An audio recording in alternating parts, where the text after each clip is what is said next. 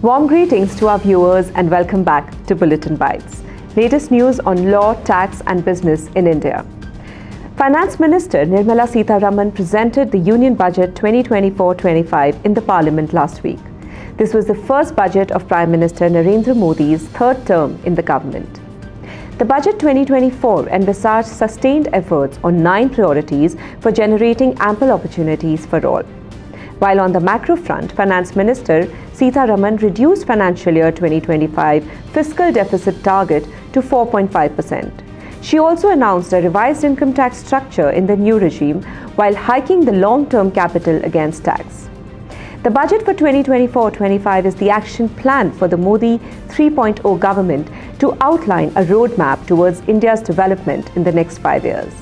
On that note, let's dive right into our updates for Q2 via Bulletin Bites.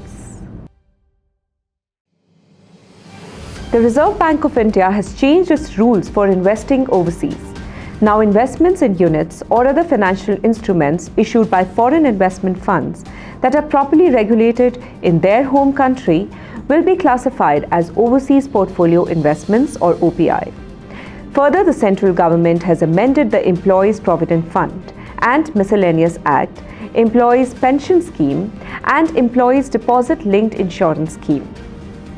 Employers failing to make required contributions will face a 1% penalty on unpaid amounts. In Stonehill Education Foundation versus EPFO, the Karnataka High Court ruled that international workers in Karnataka are no longer required to contribute 12% of their monthly income to the Employees Provident Fund. This single judge ruling may be challenged in high courts. The EPFO is considering an appeal. So, employers should continue EPF contributions for international workers until further guidance is provided. In a nutshell, employers need to keep up with social security regulations, while international workers should seek professional advice to understand the ruling's implications for their specific situations. Lastly, the Ministry of Environment, Forest and Climate Change has amended the Battery Waste Management Rules 2024 to improve battery waste disposal and recycling, ensuring environmental safety and compliance with international standards. There have been some important rulings given by the courts and tax tribunals across the country. In a recent judgment by the Delhi High Court, the court held that third-party valuation certificate is the correct basis for valuing used machinery. In this case, tax officer had applied the depreciated value as the arm's length price, which was rejected by the court. Dear viewers, ahead of the budget session of Parliament, the 53rd meeting of GST Council was convened, which decided a lot of issues based on representations received from the industry. As an outcome of the meeting, various clarifications are issued by the government which are resolving the disputes for the industry. Further, certain other recommendations are also made during the meeting wherein GST regulations are required to be amended. Further, the Central Board of Indirect Taxes and Customs has also issued guidelines for curbing the litigation and prescribed monetary threshold limits for revenue authorities for filing appeal before Appellate Tribunal, High Court and Supreme Court. We will also like to inform you that for exporters, the government has announced higher rate of all industry rate of duty drawback for certain marine products, articles of bed linen, table linen, etc., radar apparatus, radio remote control apparatus, unmanned aircraft, etc. Further, as an effort towards digitalization, the exchange rate automation module is proposed to be launched, which will automate the process of issuing exchange rate for import and export. Let us now move on to the direct and international tax updates for this quarter.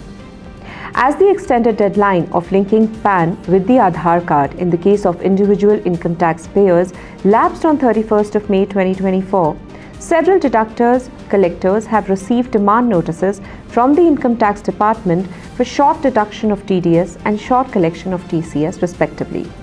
This is due to the fact that non-linking of PAN with Aadhaar card would be treated as inoperative PAN, requiring deductors, collectors, the collection of taxes from such individual income tax payers at a higher rate. Moving on to some interesting income tax decisions of this quarter.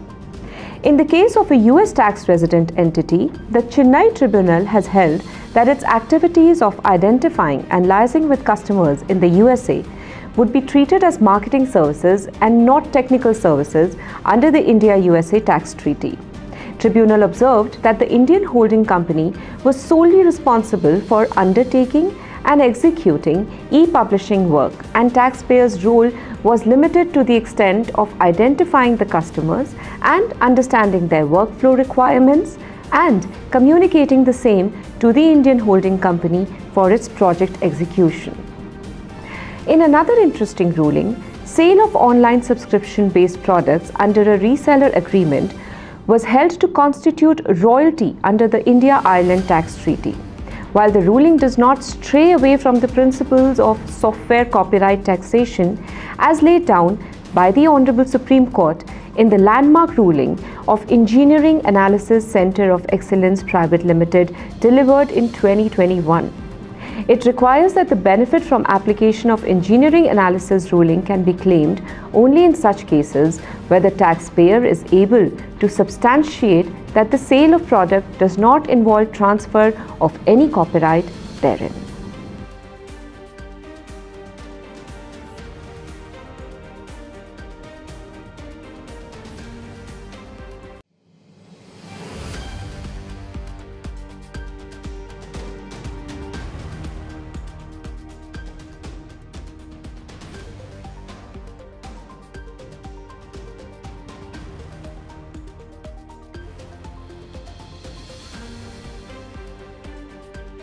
Dear viewers, with this we would like to conclude our Bulletin Bites. As usual, for detailed information, refer to our newsletter and get in touch with us.